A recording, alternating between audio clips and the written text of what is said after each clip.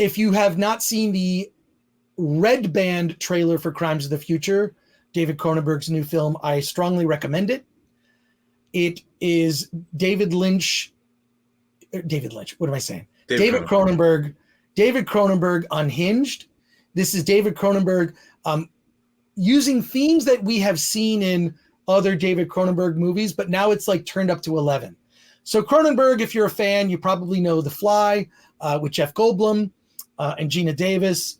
You probably also know Videodrome. You might know Scanners. You might know some of his other more recent work, which is not as broad appeal.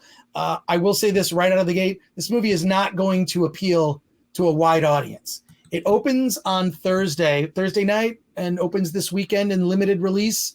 It is about Viggo Mortensen's character has an additional organ he has grown in himself. And he has the ability to kind of like, he has this organ that continues to kind of recreate, and we don't know what the organ is for.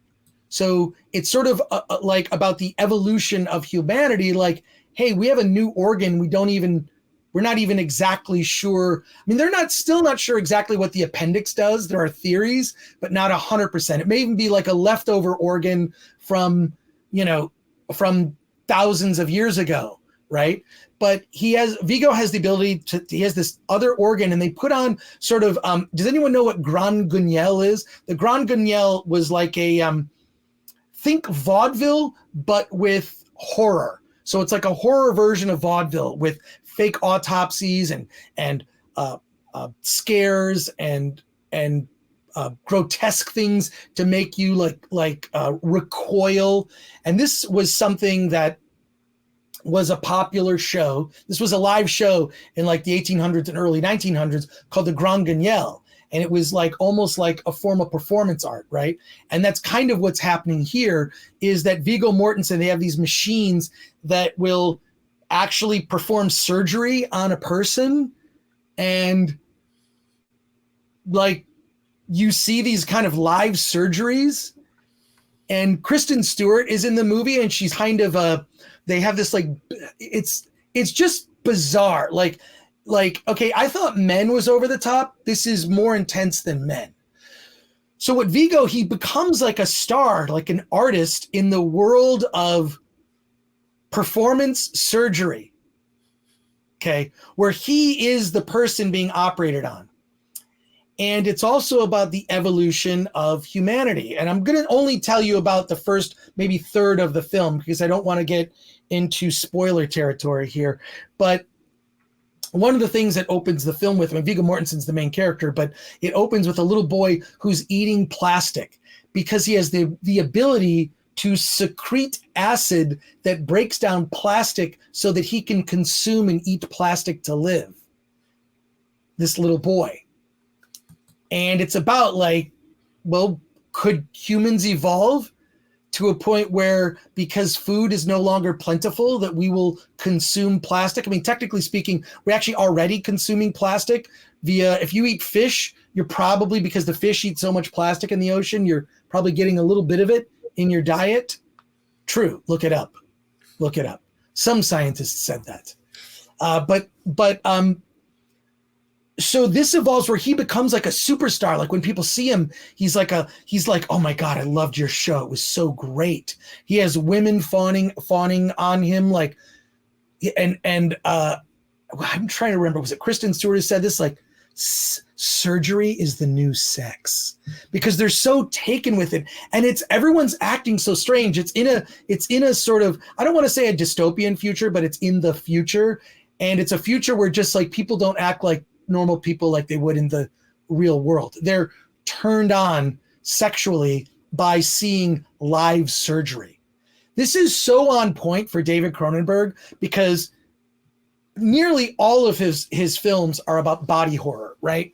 The Fly probably being the most accessible of, that uses that concept, right? He doesn't like just turn into the Fly. He sort of slowly, his DNA, Seth Brundle, his DNA is slowly changed where he then sort of manifests into a fly, within a human-sized fly within weeks, right? He has first, it's like a good thing. Hey, he's got super strength or whatever. And then it becomes obviously a curse. This is body horror of a different type. Is what if humans evolved to have a new organ and we had no clue what it was for? And society is just sort of built around this obsession with organs and the evolution, or at least the portion of humanity that we see through this. There's not a lot of world building with Cronenberg. The movie doesn't feel big. It feels kind of, in the sense that they're not showing TVs. He doesn't have like convenient narrators explaining what's going on. You're just presented with this. Viggo Mortensen, who through these machines does self-surgery in a public setting, and he's applauded and revered by everyone. Now, if that's your kind of movie, look, I'll watch 100 David Cronenberg movies about body horror over one Ms. Marvel series. Okay. So I prefer filmmakers that push limits, that are challenging. I mean, even going back to like Men, we talked about Men last week. This kind of tops Men, right? In some sense, in terms of its level of gore. So if you're squeamish, as I can be at times, this is not necessarily the movie for you. But, so I recommend with a caution. This is not a film for everybody. Okay. Alan, don't take your daughter. I'm not even going to take myself to see this movie. Right. But, I saw the trailer and I was out at that moment. I'm just not into body horror. Well, check out the trailer, the Red Band trailer, so you know what you're in for. Mm-hmm. What I admired about it, it's one of those movies also that like I can't stop thinking about. So I saw it yesterday and I was just like really mixed on it. Like I don't even know what to think of this movie. Yeah. That was and I'm just like thinking about it more. And it's just like they have these really sort of futuristic AI machines that do stuff. You can also control them. You can control aspects of them that do things for you, including help you consume breakfast. And it's just so bizarre. There's like a bureau of organs that you have to, that is a part of this story. I don't want to go much. I mean, is there a narrative at all in this, or is there a point being made, or there is by the time you get to the end, that involves this basically humanity evolving to a place of we're just going to be eating things differently, is what I'm saying. I don't want to go into detail. So there's not a story, so it doesn't sound like there's a story at all. No, there is a story. There's a story with Viggo Mortensen's character, and he's sort of unsure. He's involved with this girl, and they go into this pod where they have sort of a form of sex that involves being surgically altered. There are other surgically altered people. And it's like, okay, you're watching this and going like, this is so bizarre and crazy. But in our world today, in real life, people go through body modifications. Right. This is body modification taken to its nth degree, right? So body modifications, I mean, there are real body modifications involving piercing, involving altering, people split their tongue to have like a lizard tongue. There are all other types of body modifications. There are people who have people in the chat probably know about this stuff. If you're on the internet, you see things like this, like people who add horns to themselves or underneath their skull, or have their head drilled into. I don't want to get too gruesome, but in our current life, in our current world, people body modify in ways that are bizarre. And this is taking it to a completely different level on the cusp of a major evolution in human development that involves the modern world, our modern sort of plastic, our world that's being infested with plastic. So I'm like I say, the warning is this movie is not for everybody. It's gruesome, and gruesome in ways you wouldn't expect. And it also is one of those where you're like, I had to ask myself, like, what the hell is going on now? Like, wait, what? Like, what's the goal of the character? But there's a tone. And it's a good, like, the movie's like, I don't know, maybe an hour 40. It breezes along pretty quickly, but it's a tone. If you like Cronenberg, this is like the ultimate Cronenberg movie, because his movies always involve some aspect of body horror in a way. And this is kind of his penultimate. I mean, I would definitely sort of put it, and I don't even know how to rank it necessarily. To me, The Fly is probably, because it's the most accessible, my favorite Cronenberg. Then maybe Videodrome, Scanners. But I would put this in the kind of top half of his films. The ones of late, I just feel like he's been budget constrained. And I feel like with this, the film is small enough and intimate and just weird. And I'll take weird over, I've seen this movie 100 times before. So with that, we should go to the chat, because we are going to unfortunately have to wrap it up early. I'm going to get out of here in about 20 minutes. We have a super chat from Turo. Turo for $5. Thank you for that. Here's $5 of my plastic. Eat it now. Just kidding. Okay.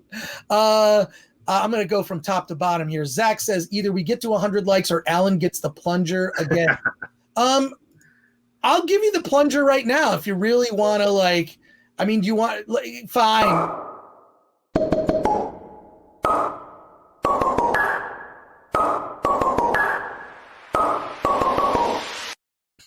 That's definitely body horror right there. Speaking of body horror, the Blockbuster guy, I heard people were walking out of the movie. Guess the gore was a lot. Absolutely. Yeah. People were walking out of the movie at Cannes. I saw 2 walkouts at the screening that I was at last night. Yeah. People walked out, you know, Is this a sequel to Crimes of the Present? Wait, Crimes of the Present. Is that, I don't know. I think that's a joke. Yeah. Okay, well, there you go. So play on words. Yeah. I just searched it up. Jesus Christ. Yeah. History of Violence is one of my all-time favorite films. Existenz is my number 2 Cronenberg. Toxic Waltz and 8. Yes, there you go. Yeah. History of Violence. Yeah, with Viggo Mortensen is just, it's great also that Cronenberg has such a good relationship with Viggo that he convinced him to do this movie. So there you go. The Film Philosopher. Is this a male organ? No. That's all I'm going to say. Nate D, didn't Cronenberg do Naked Lunch? Yeah, I'm pretty sure he did. He did do Naked Lunch, yes. Yeah. Film Philosopher. This sounds good. Gore plus Kristen Stewart. True. JC, I need to watch Videodrome again. I hate to say this, I like the classic Cronenberg movies. That's just me. Existenz was bizarre. But that's Shucksy, eating plastic is so hot right now. The Film Philosopher, in the future, in order to feel something, you'll have to watch Live Surgery. It's kind of a comment on that. Like, what I do like, it's like, do you do your world building by just telling the audience what's going on? Or do you do your world building by just putting yourself in the world and not even caring if anyone can keep up? That's what Dune did. Dune doesn't care. You're in the world. You better keep up. Pay attention. Same thing with the original Star Wars. I'm talking about the movie Star Wars. Okay. There's some moments where it's just like the Death Star will be in range in 5 minutes or whatever it is. Like, there's little things like that. But this movie doesn't do that. It just puts you in the world. The Blockbuster guy, Existenz was so underrated. Well, there you go. Ben Workman, completely off topic. I'm watching Tobe Hooper's Life Force, incredible 4K transfer from Shout Factory. I loved Cronenberg in Nightbreed. Yeah, as the serial killer. That was awesome. Love all the Film Thread content. Hello, Chris and Alan. Well, thank you, Ben. Shout Factory, by the way, just a shout out to Shout Factory.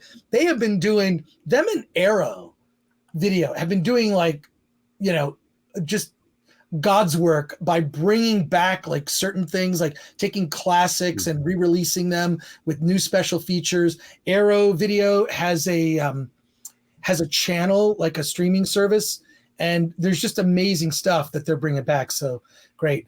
Machine design looks very H.R. Giger, says Joe Wallflower. Yeah, no, absolutely. It's very Giger influenced. These machines that are these sort of surgery machines that are in the movie. Film Philosopher, you know what Ms. Marvel is missing? Body horror. Kind of is. I mean, Bethel Games, is this a play on our society obsessed with body changes? I do believe it is. It's a comment on that. It's a comment on how we're so obsessed. And this is sort of like, well, how much further can this go? And it's like, okay, it's going to go this far. And yeah, it's, I guarantee people are going to be walking out of the film. Adam Iglesias, hey, Chris, ever heard of Midsummer? I absolutely have. It's a psychological folk horror, very artsy yet very simple. Yes, I love Midsummer. It's freaking dark and scary, very Wicker Man-like. There you go. Clean up, go out and enjoy nature, skip things that disgust. I would say your mileage may vary, and I say you kind of got to know yourself. I'm really not into gore, but I like something that if there is sort of like very gory horror, but there's subtext to it, there's more to it, there's more going on, that I like. So I mean, you have to appreciate a film that wants to cater to a specific audience. Yeah. And doesn't need to, yeah. And I do enjoy nature.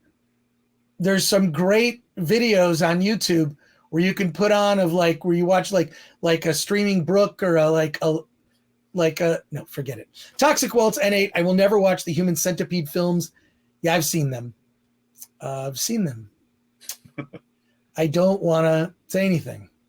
The Human Centipede films are fun. Just don't watch them like I did while eating dinner. Hell no. Yes. And how about Tusk? Yes. Internet Rec Room. Yes, that is. Tusk. Another one in that category. Patrick Lemire. How far can it go? Hormone blockers for kids? The movie doesn't directly comment on that, but you could read a lot into what's happening in this Cronenberg movie. You could read a lot into it, and that's what I like. I like a movie that is commenting on something in general. And there you go.